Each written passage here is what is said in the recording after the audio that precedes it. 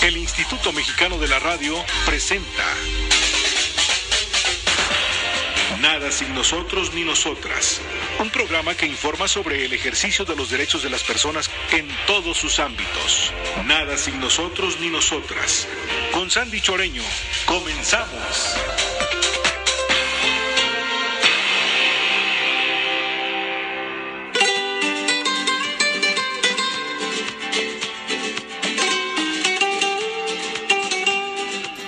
Buenas tardes a todas y todos. Estamos en un programa más de Nada sin nosotras ni nosotros en el Instituto Mexicano de la Radio, Radio Ciudadana IMER. Y hoy estamos de manteles largos porque nos acompaña el Cónsul General de México en Chicago, Carlos Jiménez Macías. Buenas tardes, ¿cómo está? Muy buenas tardes. Me da mucho gusto recibirles aquí en la Casa de México, en el corazón del medio oeste de los Estados Unidos, y poder tener este contacto con tanta gente que nos gusta escuchar IMER, que tiene muy buenas programaciones. Así que qué bueno que estés por aquí. Muchas gracias, cónsul. Pues cuéntenos qué nos trae el día de hoy a la Casa de los Mexicanos en Chicago. Bueno, un acontecimiento sumamente trascendente. Digamos que hemos tenido esta mañana un evento muy sencillo, pero a la vez muy grandioso por su contenido. Y cuando digo sencillo es porque han venido las instituciones que recibieron fondos el día de hoy de un programa que se llama IME Becas. O sea, IME es el Instituto de los Mexicanos en el Exterior, que es la institución creada por el gobierno de México para atender a su diáspora en el mundo, pero bueno, por supuesto, pues la de Estados Unidos no tiene comparación con ninguna otra migración mexicana en ningún otro país. Entonces, el Instituto de los Mexicanos en el Exterior ha creado pues toda una serie de servicios para la comunidad que van desde las ventanillas de salud para muchos migrantes que no tienen un seguro, porque a veces hasta por ser indocumentados no tienen un seguro, hasta tener asesorías financieras, los que ya tienen otra condición y se les orienta para que sepan manejar pues su sueldo, sepan, incluso a veces es increíble, pero abrir una cuenta, en Claro. fin, comprar una casa, tener un crédito, comprarla en México incluso. Entonces, programas como ese que, por supuesto, se van al tema fundamental, que es el tema educativo. Y esta mañana, justamente, como cada año lo hacemos, el Instituto de los Mexicanos en el Exterior, a través del consulado, como sabemos, este instituto tiene un acuerdo con la Secretaría de Educación Pública para recibir recursos que a la vez nosotros entregamos a instituciones que se dedican desde a alfabetizar, porque es importante que quienes nos escuchan sepan que un porcentaje muy elevado de nuestros migrantes no terminó la primaria. Así es. Algunos incluso no saben leer ni escribir, y eso los hace muy grandes porque a pesar de toda esa carencia se atreven, dejan todo y vienen y conquistan este país. Entonces, lo que hace el Instituto, el Gobierno de México, es allegarle recursos a estas instituciones como el Instituto del Progreso Latino, como Poder, como la UNAM Chicago, etcétera. Te daremos todas las instituciones que fueron beneficiadas y que dedican esos recursos para la comunidad migrante, dando preferencia, por supuesto, a los que no tienen una estancia regular aquí. Así es. Y ayudándolos, por ejemplo, a obtener su certificado desde primaria y después los siguientes niveles de estudio. Entonces, es uno de los que yo llamo de los brazos más amables, más socialmente responsables extendidos desde México hacia la comunidad mexicana. Eso fue lo que pasó hoy. Entregamos estos fondos. Se entregan a instituciones que son seleccionadas por instituciones de educación. Nosotros no somos expertos en educación, claro. Entonces nosotros no escogemos a las instituciones. Además, las condiciones son muy claras. Tiene que darse seguimiento a que los recursos se utilizan realmente en migrantes, etcétera.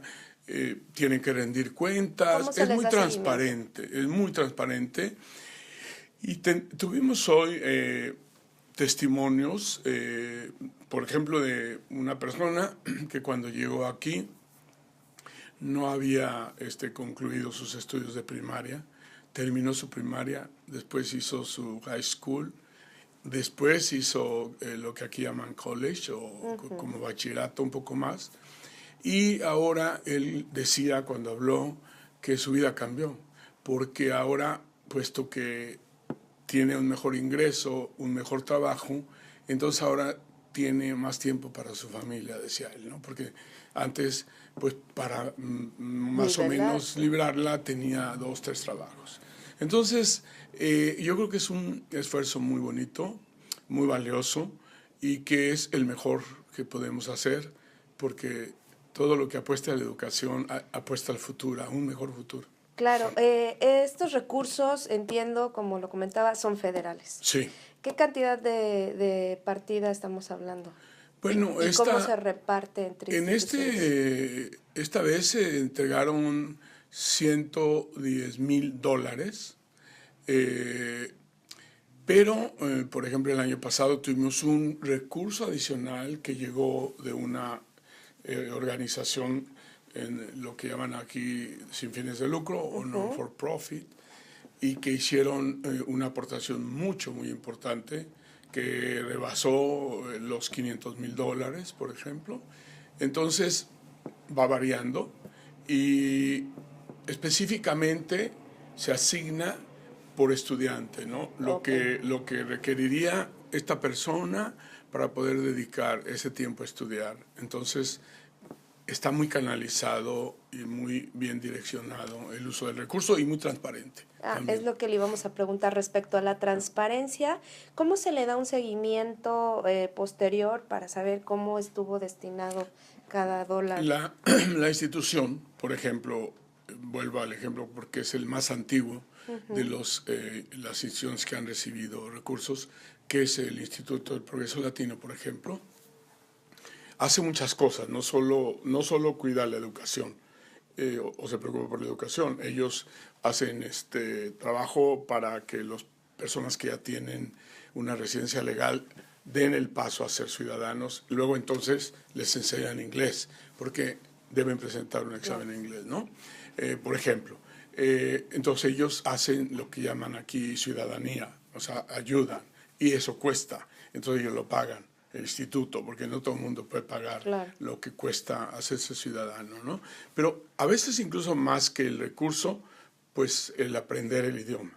Entonces, ellos tienen que mostrar cuántos estudiantes fueron beneficiados, con nombre, o sea, para que sea transparente, y en este caso la institución, el IME, y el comité que es el que aprueba los recursos aquí y que son instituciones educativas, o sea, no somos nosotros, o sea, el consulado solo es un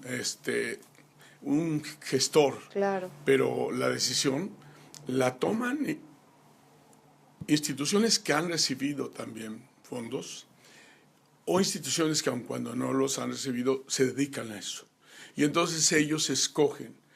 Se presenta esa institución, presenta un modelo y dice, yo estoy aspirando a recursos y los voy a emplear así, así, así.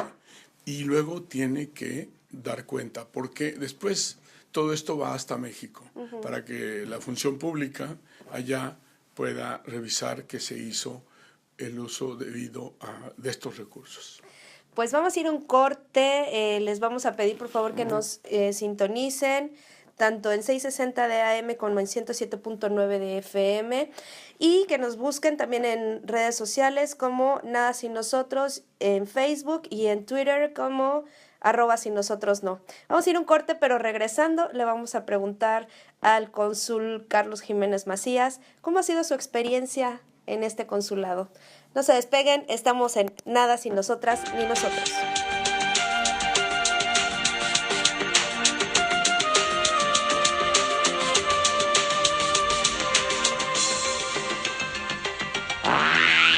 Estás escuchando Nada Sin Nosotros ni Nosotras. En un momento continuamos. XEDTL, Radio Ciudadana, 660 AM, Instituto Mexicano de la Radio, IMER. Habla Andrés Manuel López Obrador, presidente nacional de Morena. Que no te vuelvan a engañar, los dos pertenecen a la misma mafia. La única diferencia es que unos son rateros y los otros son ladrones. Pero si hay de otra, Morena es honestidad. Tenemos 3 principios que nos guían: no mentir, no robar y no traicionar al pueblo. Y recuerda, es mejor tener trabajo y bien pagado que recibir por el voto una lanita o una raquítica despensa, frijol con gorgojo. No vendas tu libertad. Morena es la esperanza de México. Los trabajadores de radio y televisión del país asumimos el compromiso de promover la equidad de género y la igualdad de oportunidades para las mujeres, así como la defensa férrea de su dignidad e integridad física frente a actos de violencia, acoso y cualquier otra práctica que lesione y vulnere sus derechos humanos y constitucionales. SPIR-CTM, Sindicato de Vanguardia. XEDTL, Radio Ciudadana, todas las versiones. 660 en amplitud modulada y canal 107.9 HD2 en radio digital. Ya regresamos. Escuchas Nada sin nosotros ni nosotras.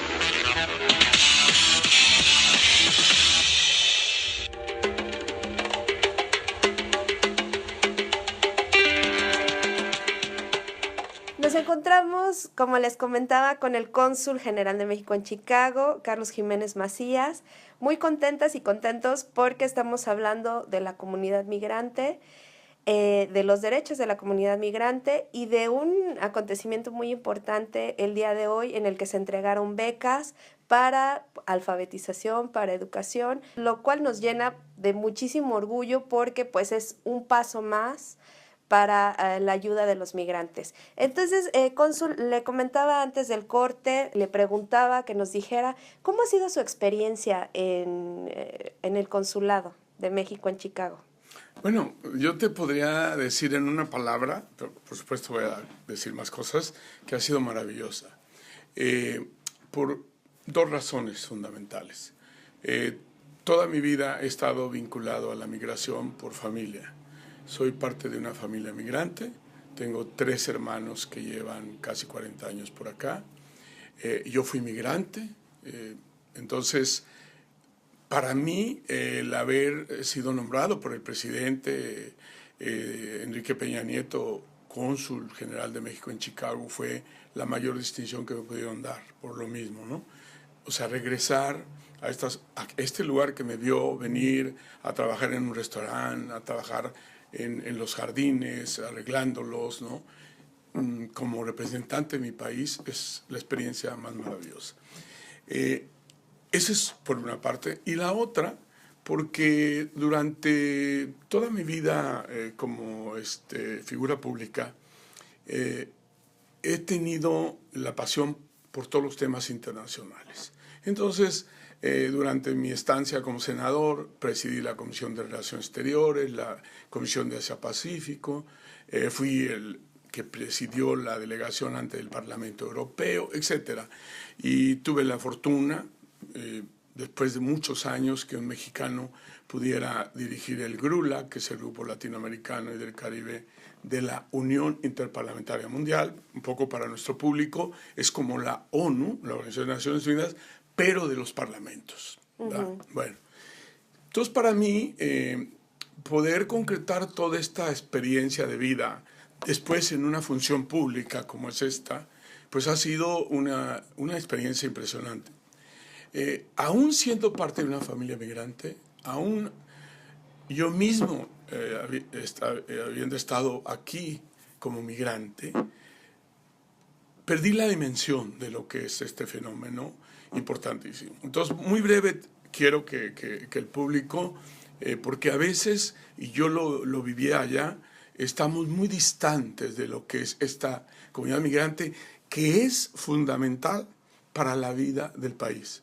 Las remesas que los migrantes envían a México son la segunda fuente de ingresos ya para una nación que tiene necesidad de crecer económicamente. Nada más para Pongamos ojo en eso y Claro. entonces le demos mucho más valor a nuestros migrantes que abandonaron su país, que no vieron posibilidades allá y que algunos incluso sin saber leer ni escribir se atrevieron, tuvieron el arrojo de venir a conquistar una vida diferente en este país. Por eso yo mucho lucho porque se comprenda más el fenómeno migratorio.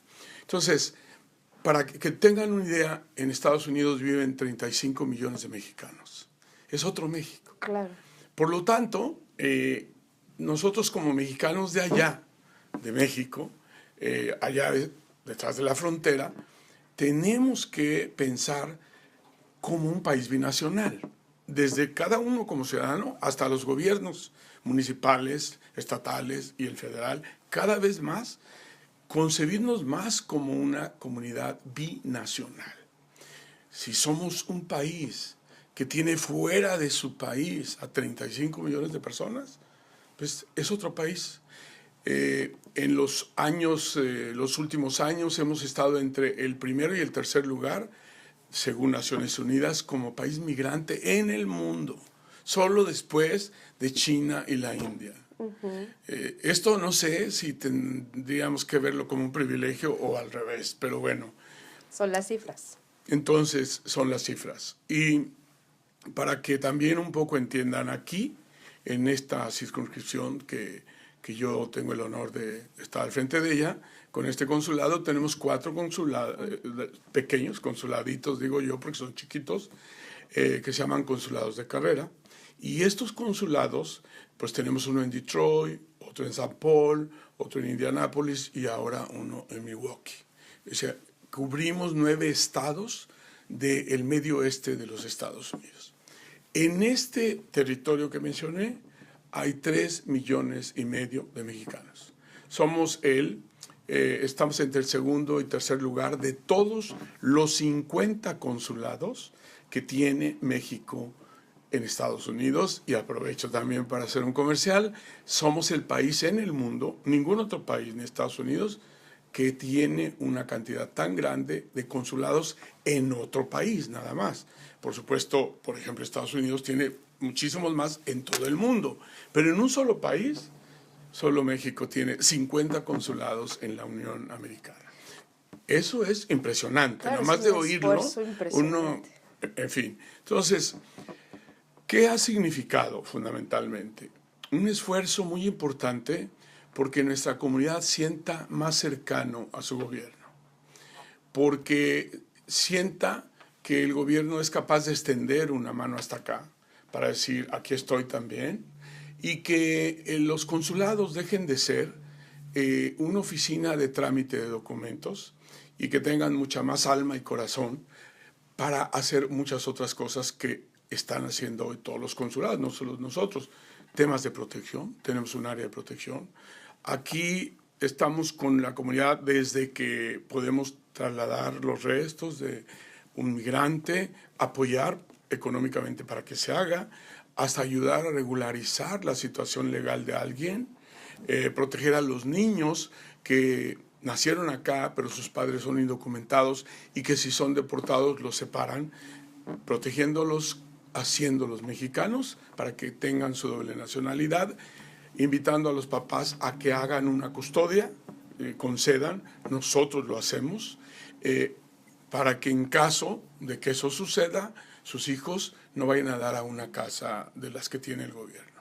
Entonces, todo eso dentro del área de protección. También cuando las personas son detenidas por alguna falta que cometieron, ahí está el consulado.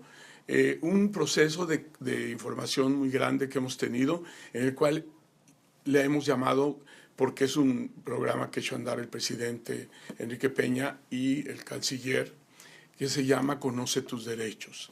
Y entonces lo primero que le decimos a los migrantes a través de los medios, que son un aliado impresionante para nosotros, porque pues no podríamos llegar a mucha gente, es, primero que nada, si tienes la dificultad de enfrentarte con migración, guarda silencio, no des información, exige la presencia de un abogado, exige hablar a tu consulado. Tenemos una línea 24 horas, un centro de atención, y esa persona puede en ese momento hablar y está obligada la autoridad de aquí a permitírselo. Son leyes internacionales.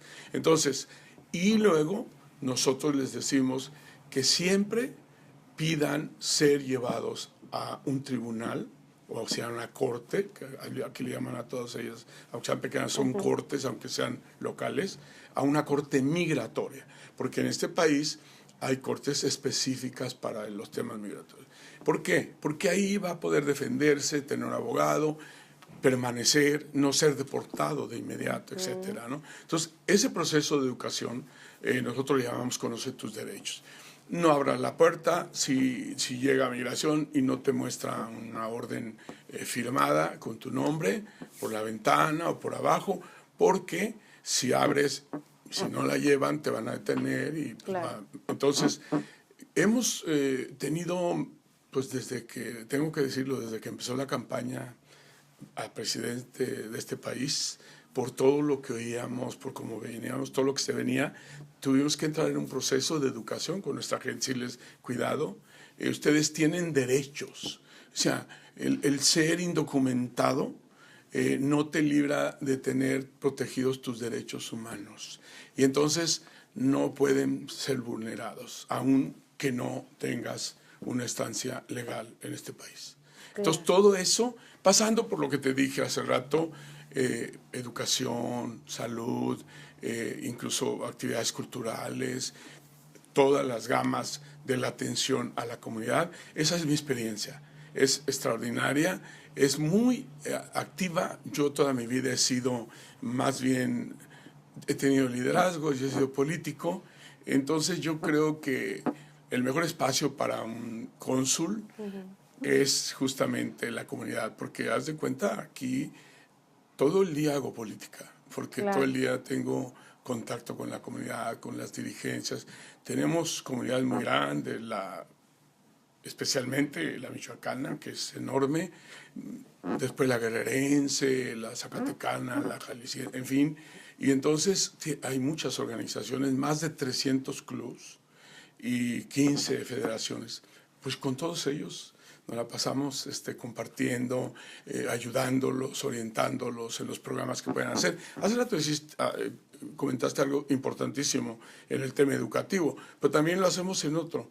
El programa 3x1, que permite que los migrantes que pueden y quieren ayudar a sus comunidades, se meten a este programa a través nuestro y entonces reciben fondos del gobierno federal, del gobierno estatal, del gobierno municipal, y ellos ponen también fondos, los migrantes, para ayudar a sus comunidades, para el agua potable, para la escuela, etcétera, ¿no? La luz, los servicios. Entonces, todo eso hace un consulado, y por eso te agradezco mucho la oportunidad de que lo pueda yo decir, porque mucha gente, y esto lo he vivido desde que llegué, a veces solo tienen la idea de que el consulado es donde voy y tramito mi pasaporte, donde saco una matrícula consular, donde puedo obtener un acta de nacimiento, porque no puedo ir a México a sacarla, donde puedo registrar a mi hijo. No, no es solo eso, o sea, no es solo trámites de documentos, es muchísimo más. Y finalmente, perdón el abuso, pero una vivencia que es para mí, y lo va a ser inolvidable para toda mi vida, es que recién llegué. Bueno, yo no sabía en dónde estaba ubicado el consulado, ¿no? Y entonces, cuando vine el primer día y veo, ya había visto el nombre de todo, pero no, yo estuve a los 17 años acá, entonces, pero cuando llego y veo el nombre de la calle, ¿no? Ashland, digo, Ashland, yo trabajé en esta calle. Entonces empecé a hacer memoria y efectivamente trabajé al norte, bastante retirado de aquí, pero sobre la misma calle, entonces está el consulado. Y para mí es una cuestión un poco como de un ciclo, ¿no? En el cual regresas al mismo lugar en diferente condición porque el destino te trajo, ¿no? Entonces, para mí esa es una experiencia increíble. Claro. Porque el segundo día dije, yo voy a ir a ver dónde estaba la fábrica donde fui detenido y deportado también, por cierto. Y dije, tengo que ir a Raven Goose Electronic Corporation, y fui, y después fui al primer lugar donde vi. Cuando yo vine, ya vivían aquí mis hermanos, ¿no? Yo era muy jovencito. Entonces, el primer lugar era un estudio, ¿verdad? Enfrente casi de donde vivía uno de mis hermanos, pequeño, en una calle pequeñita, ¿no? En un barrio hacia el norte. Y entonces dije, voy a ir a ver si reconozco la casa donde estuve, porque habían pasado 30 y tantos años, claro, o más, ¿no? Entonces, no. Y entonces un día fui con mis hijas y con mi esposa, ¿no? Y les dije, les voy a llevar para que vean a ver si está todavía igual la casa donde yo viví cuando estaba acá. Y estaba exacta, claro, arreglada y todo, ¿no? Uh-huh. Y la identifiqué. Y entonces les dije, pues me bajé y busqué a los porteros, los que se encargan, ¿no? Cuando yo estaba, eran una pareja joven de polacos que acababa de llegar y ellos cuidaban el edificio, entonces vivían abajo, ¿no? Porque vivíamos ahí como 15 familias, más o menos, ¿no? Entonces, cuando voy y busco, veo a una señora muy, muy grande, ¿no? Y yo dije, ¿será? Esta señora tiene que ser. Y yo me acordaba que en esa época, pues yo no me podía entender en inglés, menos en polaco. Claro. ¿Verdad? Entonces, ellos estaban recién llegados y hablaban muy poco inglés, ¿no? Pero bueno, después tuve ya la oportunidad, en fin. Y entonces recordé su nombre y le pregunté si hacía tantos años. Ella estaba allá y dijo, sí. Yo llegué con mi esposo, que ya no vive, teníamos 30 y tantos años, 40 casi, dice, y aquí sigo, ¿no?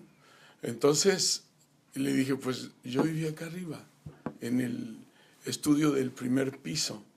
Y entonces la señora empezó a hacer memoria, y me dijo, tú eres mexicano, me dijo, ya en inglés, ¿no? Le dije, sí. Y digo eso, que era notable que ella lo recordara, porque era el único mexicano que vivía ahí, eran puros polacos. Uh-huh. Era un barrio, hoy es diferente, incluso un barrio caro, pero era un barrio de polacos pobres, o sea, uh-huh, migrantes que recién llegaban, ¿no? Y entonces, bueno, para mí esa fue una experiencia inolvidable. Pues no se sabe si son coincidencias, pero obviamente ilustra muchísimo lo que viven todos los migrantes que llegan de diferentes países, cómo se asientan, cómo no se entienden, todas las dificultades que se enfrentan para pues tener una posición aquí, sobre todo económica, y poder ayudar a la gente que está viviendo en México. Son cientos de miles, perdón que te interrumpa, sí, adelante, de familias que viven solo de remesas en México. Así es. Tendríamos que pensar qué pasaría si esas familias no recibieran estos recursos. Pues a eso de vamos. Por sí tenemos un problema serio de pobreza, imagínate. Entonces, por eso debemos revalorar a nuestra migración. Así es. Y respetarla y admirarla, porque yo insisto, no todo el mundo tiene el arrojo de dejar todo atrás, claro, y ir a conquistar algo totalmente desconocido. Pues esa es nuestra siguiente pregunta. ¿Cómo ha vivido la comunidad migrante este nuevo posicionamiento, este nuevo discurso que trae la presidencia de Donald Trump? Desde la campaña y por supuesto pues cuando llegó a la presidencia, obviamente más, se inició un proceso que fue notable, de mucha preocupación hasta angustia de la comunidad.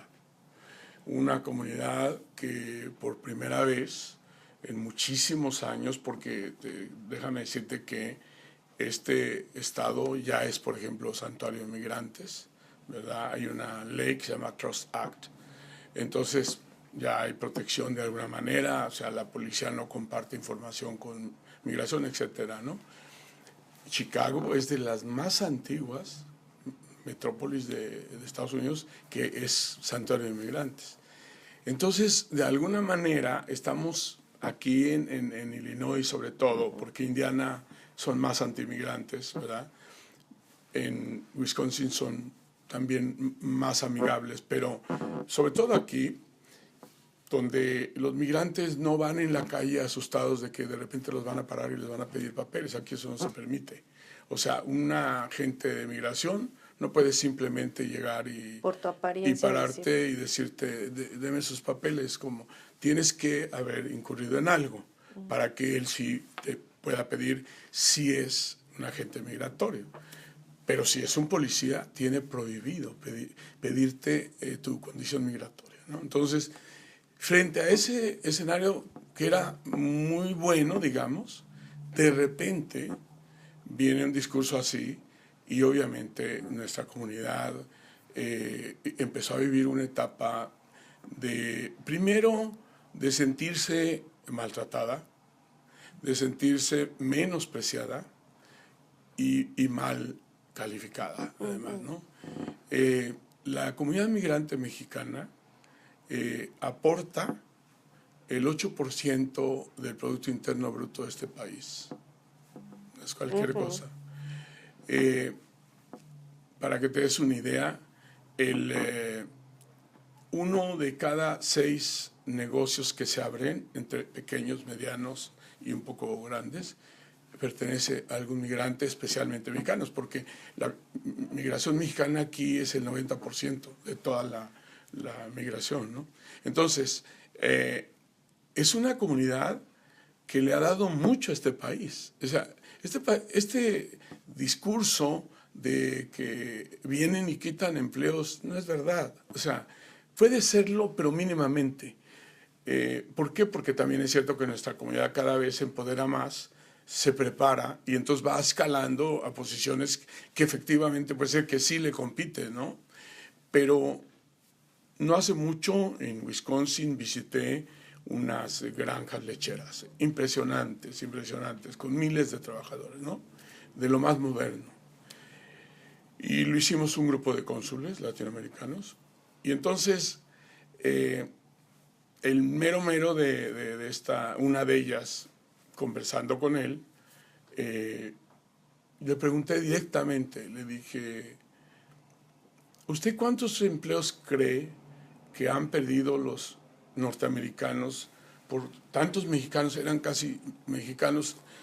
La granja, para que des una idea, yo creo que tenía el 80% de empleados mexicanos, ¿no? Otro 10 de otros países y como el 10 de americanos, pero que estaban en posiciones, ¿no? Claves, ajá. Y entonces me dijo, mire, se la voy a poner más fácil. Estos trabajos que usted ve no los vienen a solicitar. Nosotros abrimos las vacantes. Y no vienen las gentes de por aquí. O sea, tenemos que cubrirlas con migrantes. ¿Por qué? Me dice, pues para empezar, aquí llegan a tener jornadas de 12 horas. Trabajan mucho, ganan bien, pero trabajan mucho. Entonces, ahí te das cuenta de estos mitos, ¿no? Además, es un país que está envejeciendo y que si vemos el nivel de edad de nuestra migración es muy joven, tiene un promedio bastante bueno, o sea, es mano de obra. Entonces, hay muchos mitos respecto a la migración que tenemos que ir derrotando, ¿no? Porque también cuando se habla de que los migrantes traen problemas, bueno, voy a poner un ejemplo. Los barrios más peligrosos aquí no son de mexicanos. O sea, hay algunos, sí, pero de acuerdo con los datos de aquí, no estoy hablando de datos nuestros, Chicago, por ejemplo, todavía el año pasado, no sé, este año, era más peligroso en barrios, ¿no? No quiero decir que todo Chicago es así, tampoco voy a exagerar, ¿no? No, pero en términos de criminalidad aparecía en un mayor nivel que la Ciudad de México, para que nos demos una idea. Claro. Entonces, tampoco es un buen ejemplo de decir, nos traen problemas criminales, ¿no? Y yo creo que lo que va a convencer y va a terminar de convencer al gobierno es realmente entender el fenómeno migratorio, porque se ve que no lo entienden muchos que tienen en sus manos poder y entenderlo que, pues, para empezar, este país es de migrantes, los pueblos originarios casi no existen, los dueños de estas tierras. Así es. ¿No? Entonces, es un país que ha tenido migraciones de todo el mundo y que eso le da una gran fortaleza. Y la migración mexicana es una migración que ha dado mucho. Entonces, yo siempre que me preguntan les digo, bueno, yo simplemente quisiera pensar qué pasaría si todos esos trabajadores regresaran a México en tantos lugares, ¿no? Tú ve a restaurantes, a tiendas, a tantos lugares y vas a ver cuánto mexicano. Entonces, nuestra comunidad mexicana nos da ejemplos increíbles de heroicidad que debería de servirnos a los mexicanos de allá como para ser más luchones, más, porque esta gente viene a partírsela, como dicen, ¿no? Y logran salir y entonces los vas conociendo cuando ves gente que domina el inglés elemental para moverse y así pasa la vida, pero que ya viven en una casita más o menos, que tienen su... En fin, o sea, son gente positiva. Claro. Y la otra anécdota es que llegué a un restaurante hindú, invité a unos cónsules a comer, recién también había llegado, yo creo que tenía como un mes o algo así. Me gusta mucho la comida hindú. Cuando estuve como presidente de la Comisión para Asia Pacífico fui varias veces a la India. Y entonces pues fuimos a ese restaurante, ¿no? Un restaurancito, una comida espléndida, deliciosa, los dueños estaban ahí, unos hindús migrantes, por cierto, y al final, como había hecho la reservación a nombre del consulado, pues vino el dueño y se presentó y nos dijo que les daba mucho gusto que estuviéramos cónsules ahí, y me preguntó quién era el cónsul de México. Y ya le dije que yo, y me dijo, ¿me haría usted un gran favor? Le dije, sí, pues no sé qué, a un hindú, ¿no? Yo, cónsul de México. Ajá. Dije, pues sí. Y me dijo, ¿me puede acompañar a la cocina? Y le dije, sí, por supuesto. Entonces fuimos a la cocina y todos los cocineros eran mexicanos. Yo es que quería enseñarle esto. A usted le gustó mucho la comida hindú. La hacen mexicanos. Los mexicanos, claro. Y si usted vio, todos mis trabajadores son mexicanos. Y dijo, son los mejores trabajadores. Bueno, imagínate cómo me sentí. Claro. Estaba recién llegado y ya después eso me he dado cuenta que pasa en muchos restaurantes. Pero vamos, esa fue mi primera experiencia, ¿no? Decirme, es que no la hizo un hindú la comida que usted comió, claro, y que usted la siente tan auténtica y tan, ¿no? Entonces, esa es nuestra migración. Entonces, para mí ha sido, la verdad, una experiencia de vida impresionante.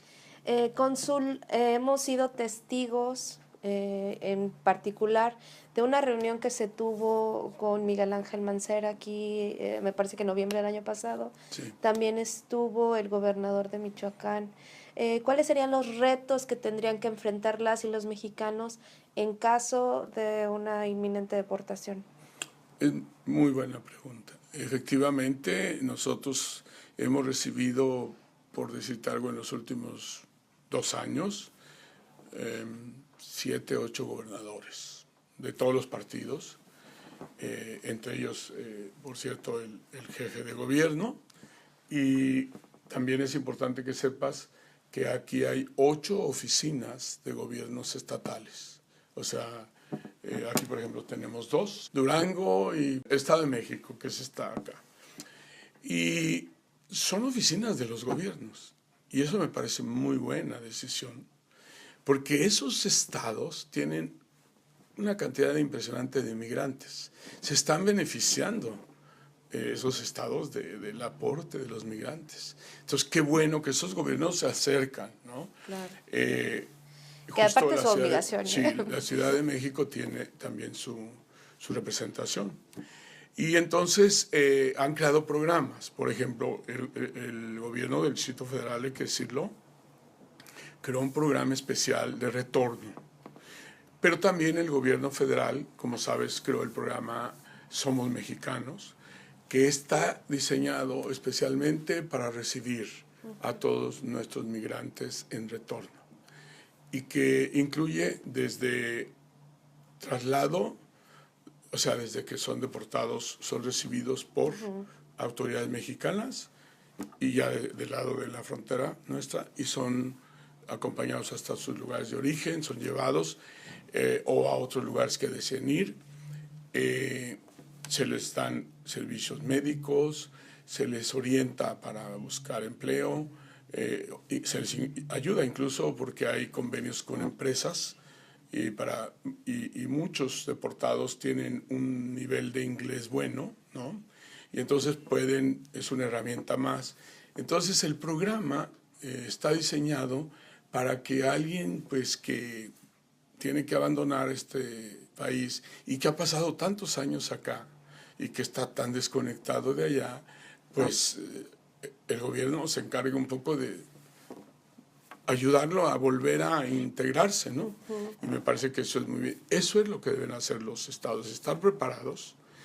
Yo espero que las cosas sigan como hasta ahora, porque también hay que decirlo, una cosa es el discurso y otra cosa es lo que está pasando. No ha aumentado el número de deportados con el gobierno anterior a este gobierno. Entonces yo espero que las cosas puedan resolverse y también espero un cambio de actitud del gobierno, ¿no? Y yo creo que cada vez más lo hemos visto, hay más personas, acaban de hacer una encuesta muy importante, por ejemplo, con el tema del Tratado de Libre Comercio. Más del 60% de los norteamericanos dijeron que era bueno para los países. Entonces, eso lo que nos dice es que esta sociedad poco a poco va a ir recuperando un valor que lamentablemente se estaba desapareciendo, de reconocerse como una nación migrante, integrada por migrantes, y de sentirse orgullo de eso, y no menospreciar y incluso discriminar a la población migrante, ¿no? Entonces, yo creo que hoy más que nunca, y yo siempre lo digo cuando voy a reuniones con la comunidad, yo les digo, ustedes levanten la frente y no permitan que menosprecien lo que ustedes valen, ¿no? Ustedes son gente honesta, trabajan, entonces no tienen por qué sentirse aludidos cuando se hacen ese tipo de señalamientos. Pero claro, tú sabes que en este gobierno se han despertado sentimientos también en gente que nunca hubieras esperado y que les volvieron a remover por ahí estas cosas, ¿no? Y eso es peligroso. Es peligroso y qué bueno que cada vez hay más voces que se alarman de eso y dicen, cuidado, porque, por ejemplo, no hace mucho la comunidad judía levantó la voz y dijo, estamos oyendo discursos de estos grupos de ultraderecha, ¿no? Que han salido a las calles, tipo Ku Klux Klan, y la comunidad judía tuvo que decir, cuidado, así empezó en Alemania el Holocausto.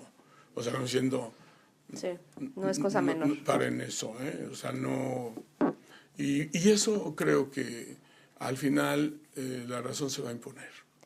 Vamos a ir a un corte, entramos ya a la recta final de Nada Sin Nosotras Ni Nosotros, no se despeguen.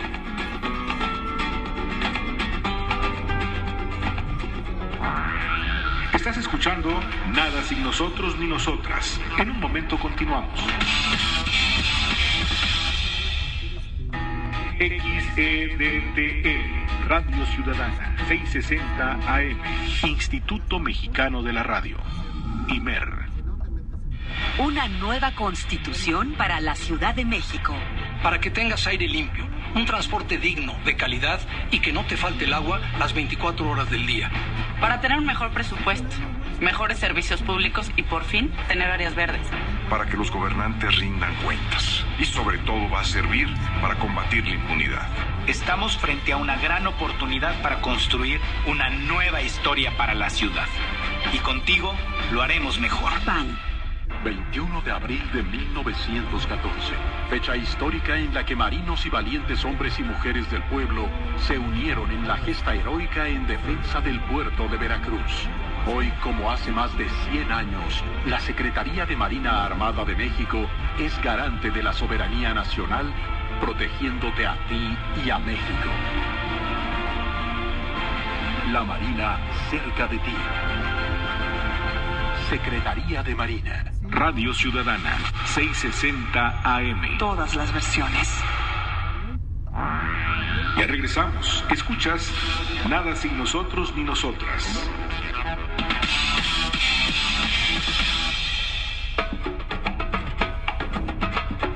Estamos de regreso en Nada sin nosotras ni nosotros con el cónsul Carlos Jiménez Macías, que tiene una amplia trayectoria en la política mexicana. Esta vez le toca estar al frente del consulado. Es un consulado que, tenemos que decirlo, le ha metido, como usted decía, alma y corazón, y han estado tan cerca de la gente que la gente misma lo siente como ya parte de la propia comunidad. Tenemos que hacerles esa distinción, agradecerles, porque pues a veces uno se siente muy solo de este lado, pero ustedes se han encargado pues de cohesionarlos muchas veces, así que desde este lado se les agradece muchísimo. Cónsul, ¿cuáles serían los retos que tiene que enfrentar la nueva presidencia de México? Estamos entrando en una recta, el próximo año habrá elecciones en México y tienen que voltear a ver a la gente de este lado. ¿Cuáles serían los nuevos retos para ese presidente que vendrá en México? El primero lo dijiste tú, voltear más para acá. Creo que este gobierno, lo tengo que decir con toda honestidad, ha hecho un enorme esfuerzo. Hay muchos programas, muchas políticas públicas, pero el propio gobierno reconoce que no son suficientes y que es necesario que se puedan homogeneizar las políticas públicas de los estados con los municipios, expulsores de migrantes y, por supuesto, el gobierno federal. Y que es necesario dedicar, por ejemplo, más recursos a los temas de protección. Ese es un reto que va a tener el próximo gobierno. Este gobierno lo incrementó enormemente porque, obviamente, también hay que decirlo, la circunstancia así lo requería, de fortalecer el tema de la protección. ¿Por qué? Porque nosotros tenemos abogados que pagamos, se paga el gobierno para defender a migrantes que no tienen recursos para pagarse un abogado, etcétera. Y tenemos alianzas con despachos y organizaciones que tienen abogados pro bono que no cobran, en fin, ¿no? Pero entonces requieren más recursos. Se requiere, desde mi punto de vista, algo que es fundamental, que en el Plan Nacional de Desarrollo esté el tema de los migrantes o de la diáspora mexicana como un tema prioritario, que no sea uno más, sino que esté como uno de los temas centrales de la política pública del país, porque yo reitero, es otro México, y es un México que muy lejano a lo que muchos pensarían, que ya no está allá, está, y lo está de una manera contundente, porque es un México que se hace presente, como dije hace rato, a través de todos los recursos que se mueven en México, para ayudar a tantas y tantas familias que no tendrían otra forma de recibir ingresos. Y también, por supuesto, las finanzas del país como tales, teniendo una fuente de divisas tan importante. Por lo tanto, no puede ser un programa más, no puede ser un tema más, sino uno de los ejes rectores del próximo gobierno.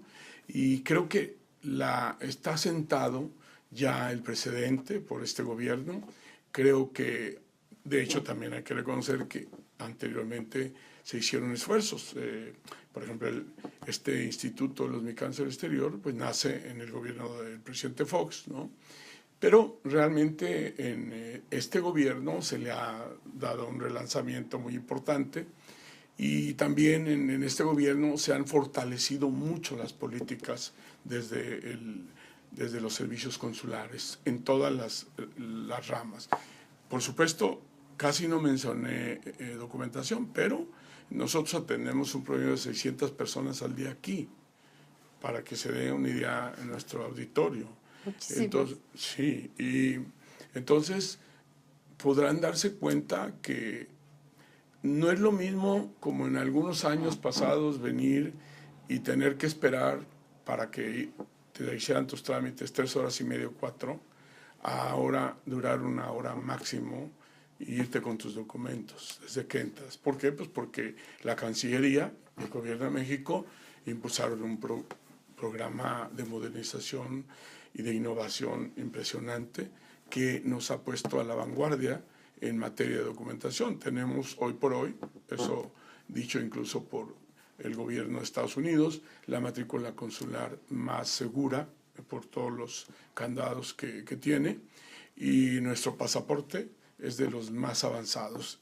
Todo es digitalizado, solo utilizamos biométricos, y entonces estamos en la etapa de modernidad. Y se los entregan en unas horas, ¿no? Sí, en 1 hora. En 1 hora, además organizamos el proceso de citas para que la gente no tenga que esperar. Si tú pides una cita, ahora se te da la cita, ok, su cita va a ser a las 11, llegue 15 minutos antes, entonces llegan y sabes que en 1 hora te vas a ir.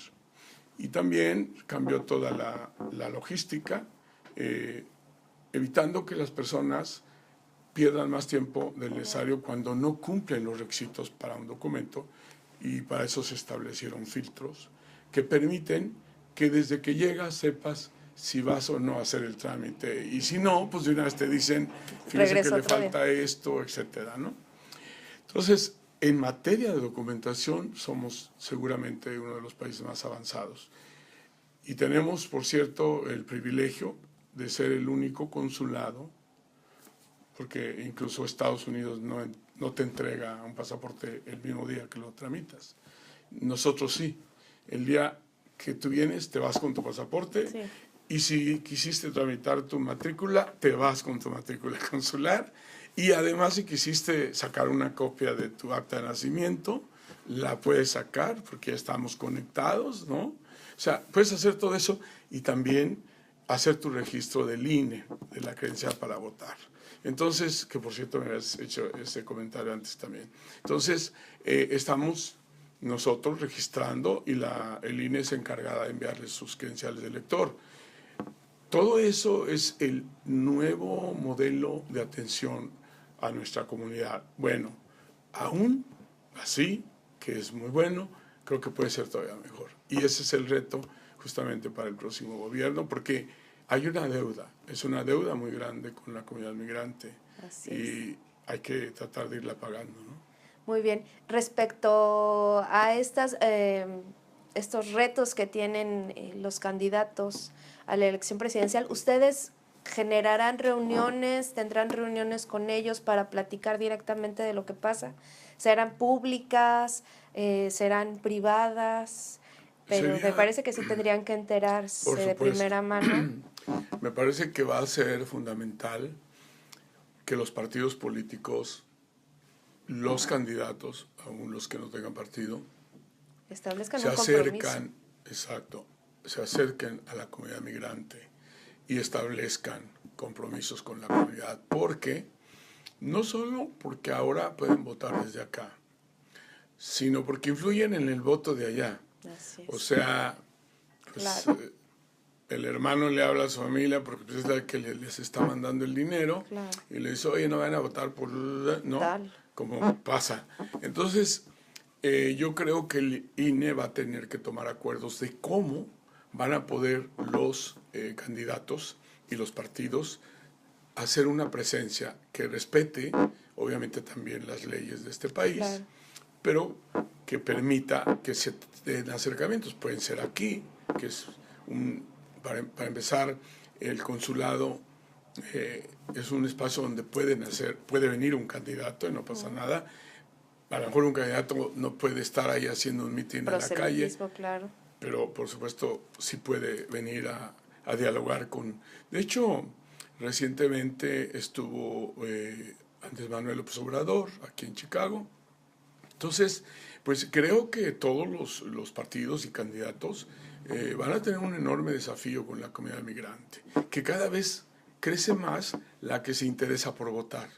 Cuando empezó esto, fueron muy pocos los votos, pero nosotros estamos viendo un proceso. Somos el segundo, por cierto, consulado que más registros ha hecho de credenciales de elector. Y por cierto, también somos el segundo consulado que más documentos produce de pasaportes, de matrículas, de todos los consulados. Entonces, creo que va a ser muy importante que todos los mecanismos que permita la ley, porque esto tiene que estar regulado por el INE, que el INE diga, ustedes van a poder hacer esto y esto y esto, ¿no? Seguramente, por ejemplo, pueden hacer campaña a través de correo, enviando cartas a la comunidad, viniendo a hablar con líderes, claro, acercándose a los medios de comunicación, etcétera, ¿no? Y yo pienso que será muy importante que lo hagan, porque no pueden ignorar a esta enorme comunidad. Y, sobre todo, insisto, cuando vemos que cada vez son más los que están interesados en votar. Así es.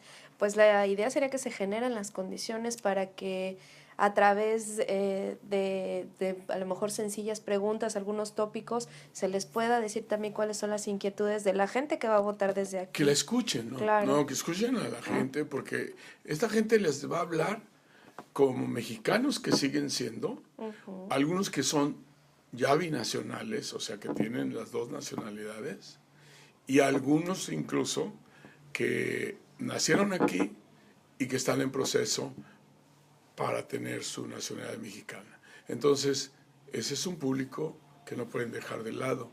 Claro. Y ese público les va no solo a plantear, digamos, su problemática como migrantes, también les va a plantear la problemática de sus pueblos de origen y de sus comunidades, de donde ellos vienen.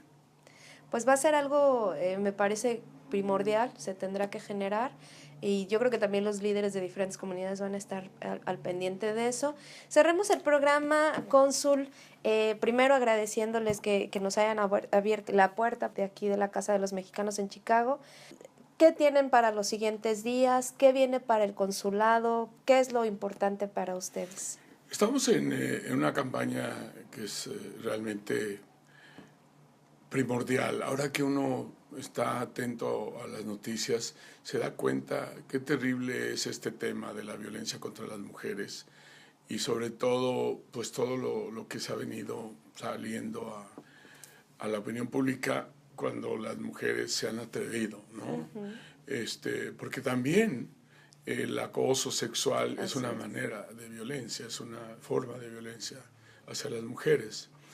Y nosotros estamos hoy en una campaña, los 16 días, y próximamente en unos días tendremos la presentación de una obra que realiza una trabajadora de aquí que tiene una historia de violencia y que con música, con diálogo y con testimonios ha creado una presentación muy bonita que se llama Mujer, es tiempo de cambiar, y que presentaremos en el Morton College el próximo 6 del mes que entra. Okay. Pero ese es en ese campo, pero viene una etapa muy importante. Pudiste ver que hay muchísima gente. Es que de aquí hasta como más allá del 10, 12 por ahí, del próximo mes, tendremos así, porque toda la gente que viaja en carretera vienen a tramitar sus permisos para poder irse en sus vehículos y que no tengan problema. Entonces viene un trabajo muy arduo. Viene algo que, obvio, es muy importante, poder prepararnos para que nuestra comunidad se convierta en un actor activo en el próximo proceso electoral en México. Eso tiene que... Y viene seguir fortaleciendo la unidad de la comunidad para que cada vez se empodere más. En la medida en que nuestra comunidad tenga más poder, más voces en el Congreso, en todas las instancias de toma de decisión de los Estados Unidos de Norteamérica, en esa medida la comunidad migrante va a ser más respetada. Entonces, hay un trabajo en ese sentido muy arduo y lo vamos a seguir haciendo, y vamos a seguir en la etapa de innovación del consulado. Ya iniciamos en breve, seguramente el año próximo a principios, un proceso de certificación de nuestros servicios de protección. Ya lo tenemos en documentación, el CIDE nos ha certificado, ahora ya entramos en el proceso en el área de protección. O sea, lo que busca esta certificación es que seamos muy eficientes, pero que también tengamos un rostro muy humano para atender a las personas. Y entonces lo que el CIDE logra es medir los tiempos de atención, las maneras de atender, y entonces te califica. Y a partir de cómo logras innovar, entonces te certifica, ¿no? Y nosotros ahora nuestro reto es obtener la certificación también en los programas de atención de protección a nuestra comunidad migrante. O sea, legales, todos los temas legales. Cónsul, cuenten con el IMER como un aliado para pues generar estas condiciones y que la comunidad migrante pues tenga estas nuevas oportunidades, que tengan estos espacios de liderazgo, que tengan esta voz. Y obviamente le agradecemos a usted, le agradecemos a Luis Adrián Sosa, nuestro querido compañero que siempre nos mantiene al tanto de las actividades del consulado, pero le agradecemos muchísimo que haya estado aquí con nosotros hoy y que no sea la última entrevista que tengamos, sino que en lo subsecuente podamos tener estos acercamientos. Por supuesto que sí, para mí es un privilegio y les agradezco mucho que nos den esta oportunidad. Todas las voces que puedan ser escuchadas en México y acá en defensa de nuestra comunidad migrante o a favor de nuestra comunidad migrante, hay que tenerlas, y ustedes son un espacio maravilloso para eso. Muchas gracias. Pues nuestro reconocimiento, cónsul, reconocimiento también a su gran equipo. Seguimos en la programación del IMER, el Instituto Mexicano de la Radio, Nada Sin Nosotros ni Nosotras. Muchas gracias y nos escuchamos el próximo fin de semana.